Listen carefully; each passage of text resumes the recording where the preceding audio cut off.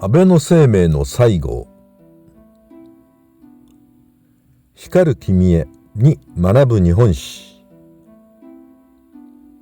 なぜ道長に重用されたのか。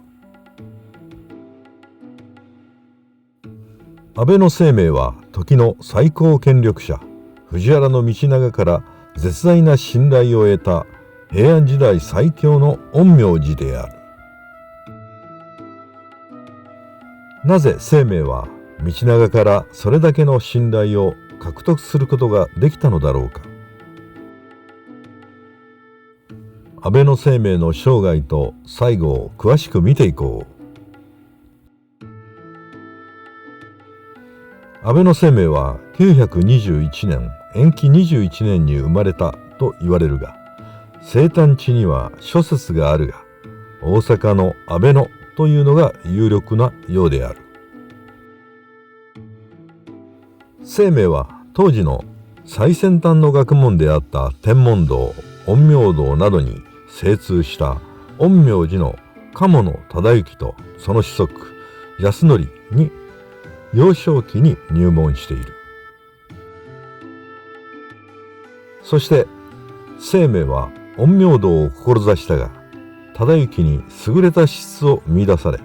多くの術を伝授されている。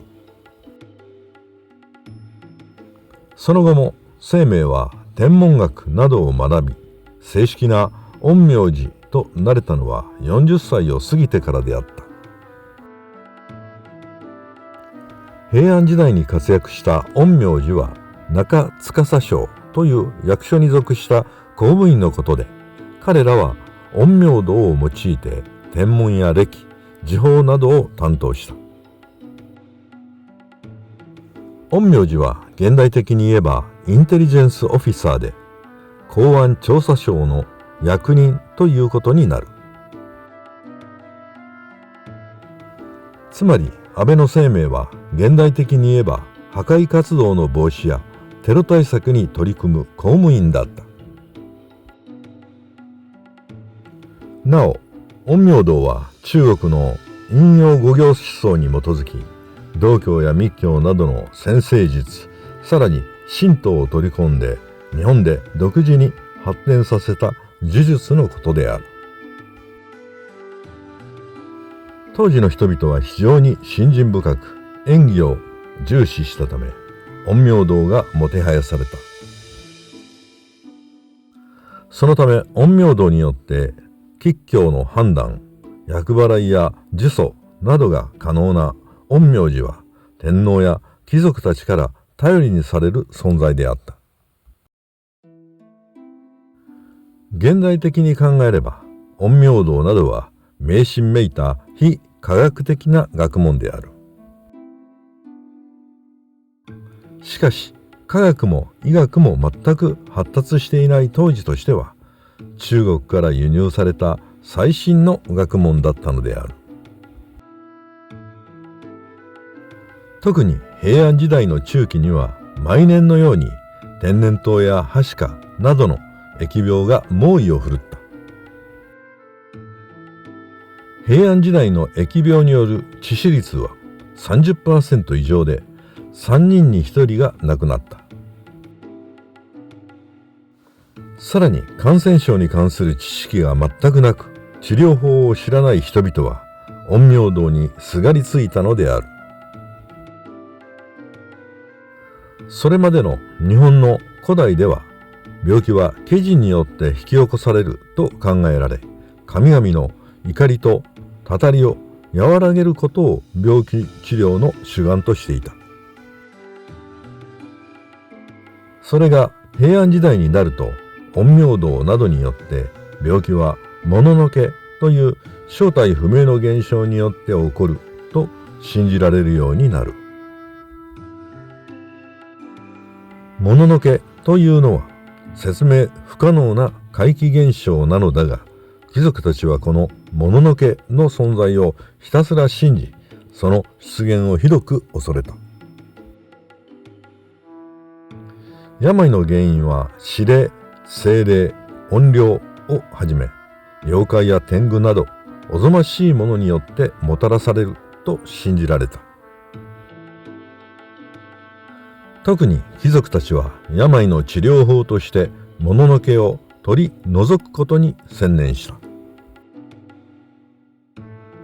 平安時代以前は病気治療といえば、まずは法師と呼ばれる専門家によるもののけ退散の家事祈祷が行われた。法師とは天文学や歴学、方位、方角、風水などをもとにして祈祷や卜筅などを行う専門家であり、道士とも呼ばれた。彼らは貴族の心の中に深く食い込んで、しばしば邸宅に呼ばれて病魔退散と悪疫払いの祈祷を行った。病魔退散の祈祷といっても、病気を治療するための儀式ではなく、戸口までやってきた病魔を中へ入らせないよう追い立てる祈祷であった。病気の原因、診断、治療など一切わからなかった時代の人々にとって、病気にかからぬことは切実な願いであった。我々がコロナ感染で苦しめられた時の経験と少し似ているのかもしれない。そのため法師らが頼りにされもてはやされたのである。古代魔除けの行事は巫女たちによって行われていたが、平安期には陰陽道が盛んになった。そして病魔退散と悪疫払いの役目はもっぱら陰陽師が主役を演ずるようになった。陰陽師が法師や巫女たちと違ったのは、彼らがごまを焚いたからである。ごまには一切の悪行、悪疫の根源を焼き滅ぼす法力があると信じられた。そのため怪しげな法師の中にはちゃっかり陰陽師にくら替えした者もいたかもしれない。藤原道長が安倍晴明を重く用いたのも、呪詛とともに病気の平癒のためであった。藤原氏には2型糖尿病の遺伝子を持つ者が多く、道隆や道長は晩年に糖尿病に苦しんだ。そのため道長も安倍晴明を重用したという記録が残されている。まず陰陽師がごまを焚くには、本尊を安置する祈壇とごま壇を作った。祈壇には菓子や果物など供物を備え、ごま壇では祈願文を書いた木版を燃やした。陰陽師はごまを焚きながら声を枯らして霊言新たかな病よけの呪文を唱える。病人とその身内は陰陽師の後ろに座り、病退散をしきりに祈った。この際の呪術は形通りにすると効果がある。逆に手順を誤ると効き目が少ないので、唱える呪文は正確さが要求され、一言でも間違えるとたちまち効力を失うとされた。そこで呪術の専門家たる陰陽師の需要が高まったのである。陰陽道とは古代中国の殷王朝の頃から発達した天体の運行や方位を見ることにより、国や個人の吉凶を占う手法である。いわゆる陰陽五行説に基づく精密な疫学であって、当時の人々はこれを日常生活から国家の行事に至るまであらゆる思考と行動の指針とした。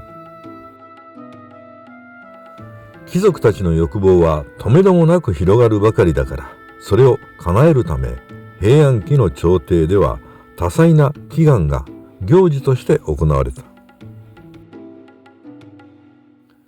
中でも病気にかからぬよう祈る儀式は年中行事に組み込まれ、ますます数を増やした。正月は元旦の屠蘇の儀式に始まるが、これは身体の養生を願う行事である。正月の7日に七草がゆを食べたりするのもその名残である。当時の貴族たちは縁起を担いで災厄や疫病を避けるためにひたすら信じ祈っていたのである。庶民もまた迷信にとらわれ、病苦から逃れようと不信した。僧侶や主政の祈祷師にすがり、その法力によって物のけを懲らしめ、疫気を退散させようとしたのである。多少怪しげな祈祷師であろうとも、庶民は彼らを頼りにして病気にならぬよう祈祷してもらった。このように平安期には病気を重複するため、あまたの手法、度胸が至るところで行われた。